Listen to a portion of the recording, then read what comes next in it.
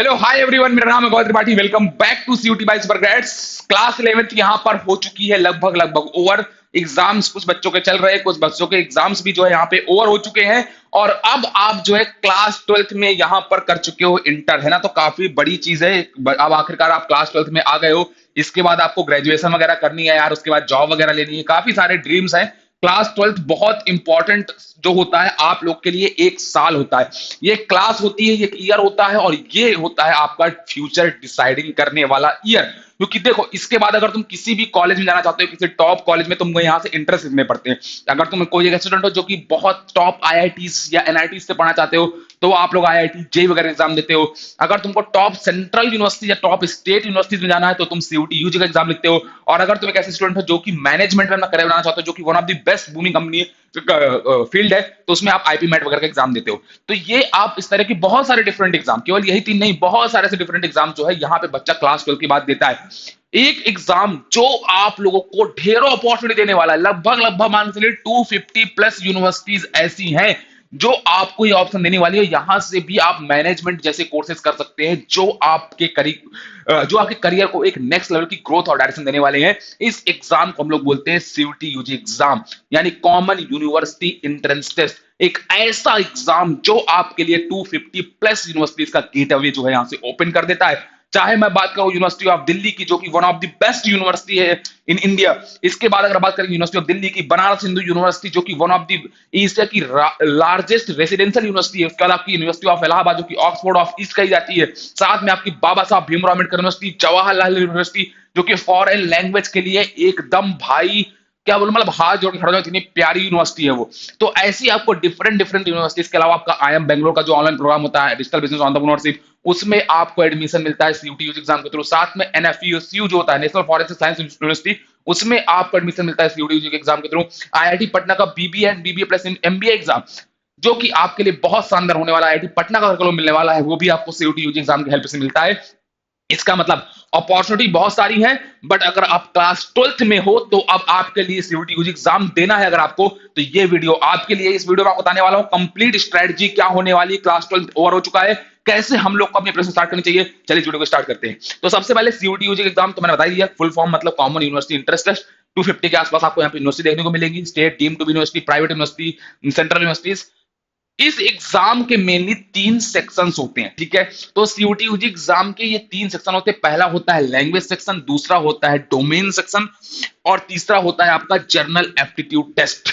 तो होता क्या एक्चुअली में, सीयूटी यूजी एग्जाम में टोटल यहाँ पे जो है, यहाँ पर 37 आपको सब्जेक्ट टेस्ट देखने को मिलते हैं। मतलब जिनमें आप जो है अपीयर हो सकते हो इन सब्जेक्ट टेस्ट में, ठीक है। ये आपको 37 सब्जेक्ट टेस्ट देखने को मिलते हैं।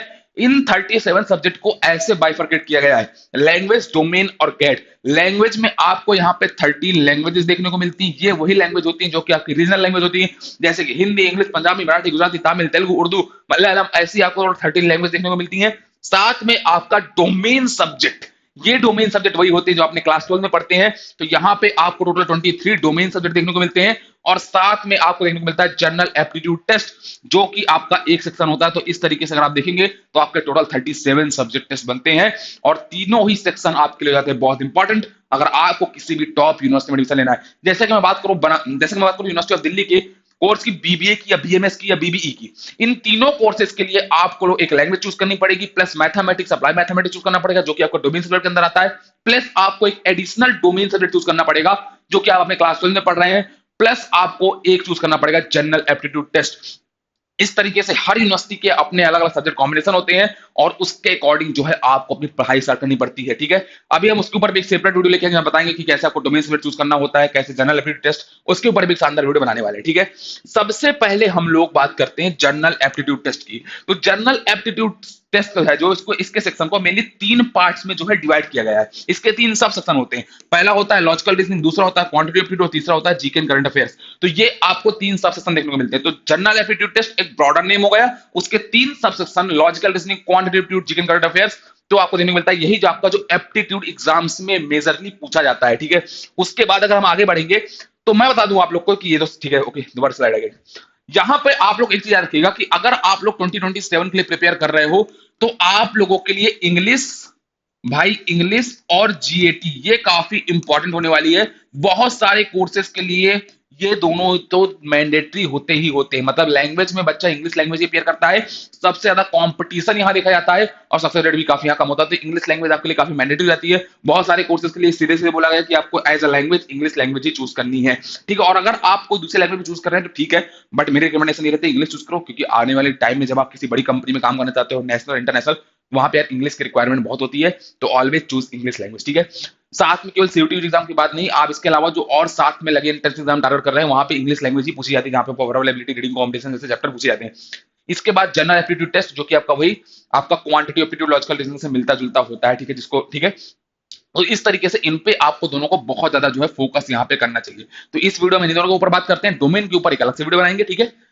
तो उसके लिए क्या करना पड़ेगा, चैनल को सब्सक्राइब करना पड़ेगा। अब मैं बात कर रहा हूं हाउ टू स्टार्ट, कि मुझे अगर यार ये इंग्लिश, ठीक है, मुझे ये अगर इंग्लिश प्लस जीएटी की अगर मुझे प्रिपरेशन स्टार्ट करनी है तो मुझे कैसे स्टार्ट करनी चाहिए। भैया मुझे नहीं पता है, आप बता दो, मुझे नहीं पता है। मैं अभी क्लास 11 से जस्ट पास आउट हुआ हूं, अभी तक तो एकदम चिल मार रहा था क्लास 11 में कि हाँ भाई हो जाएगा, लेकिन अब मुझे करनी है पढ़ाई सीरियस वाली, मेरी करियर की बात है। तो आपको बताने वाला हूं कि आपको कैसे प्रिपरेशन स्टार्ट करनी चाहिए।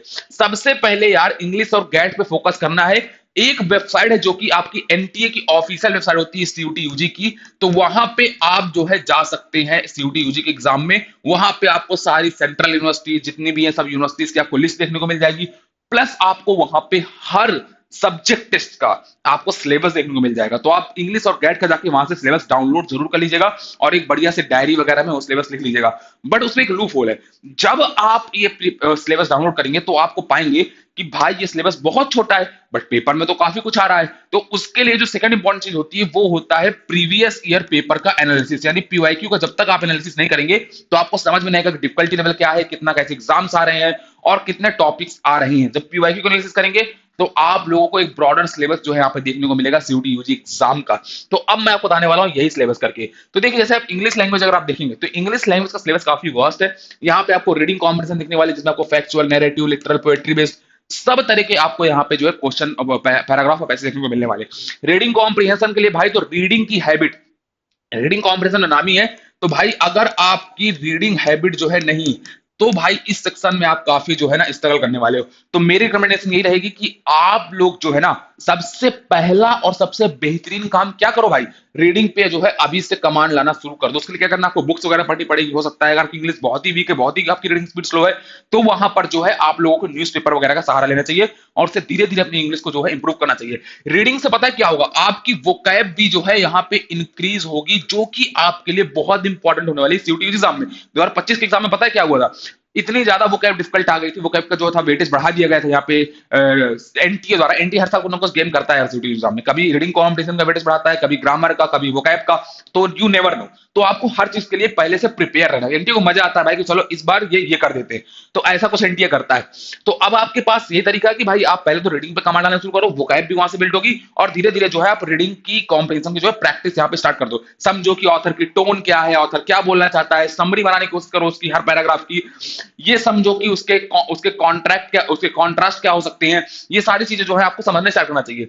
फिर आपको सेंटेंस रीअरेंजमेंट है जिसको पैराजंबल बोलते हैं, तो उसमें आपको एक ऐसा दिया होगा ए बी सी डी ऐसे दिए होंगे और यहाँ पे आपको ऐसे ऑप्शन दिए होंगे कि भाई बताओ, आपको ऑप्शन दिया होगा कि चलो पहला ऑप्शन ये है, दूसरा ऑप्शन ये है, कि ये ऐसे दिया होगा ए बी डी सी, फिर ऐसे दिया होगा सी बी ए डी। तो ऐसे आपको चार ऑप्शन दिए होंगे और पूछ रहा होगा कि कौन सा ऑर्डर सही होगा सेंटेंस का। तो अगर आपकी रीडिंग कॉम्प्रिहेंशन में अच्छी कमांड होगी तो आप यहां भी बहुत अच्छा परफॉर्म कर सकते हो। सेंटेंस अरेंजमेंट जिनको पैराजंबल बोलते हैं, वो काफी थोड़ा कॉम्प्लेक्स होता है, बट अगर रीडिंग कॉम्प्रिहेंशन अच्छी तो बहुत इजीली इसको भी आप टैकल कर सकते हैं, ठीक है। साथ में आपको one word substitution, idiom and phrases, synonym, antonym, word meaning, ये सब आपका जो वोकैब का पूरा पार्ट होता है ये आपको अच्छे से आनी चाहिए। हर वर्ड की मीनिंग आनी चाहिए। जैसे मैंने बोल दिया कि एपिटोम क्या होता है, मतलब आप परफेक्ट एग्जांपल, उसका आपको पता होना चाहिए कि ठीक है इसका मतलब एग्जांपल मतलब होता है एग्जांपलर, एग्जांपलर मतलब भी यही होता है एपिटोम। तो आपको ऐसी जो है पूरी वोकैब यहाँ पे याद करनी चाहिए, ठीक है। पर्सोनिफिकेशन का मतलब क्या होता है, उससे मिलते जुलते वर्ड क्या होते हैं, ठीक है। तो आपको ऐसे जो है ना मीनिंग हमेशा याद करने हैं और उनको जो है अपनी डे टू डे लाइफ में यूज भी करना है, ठीक है।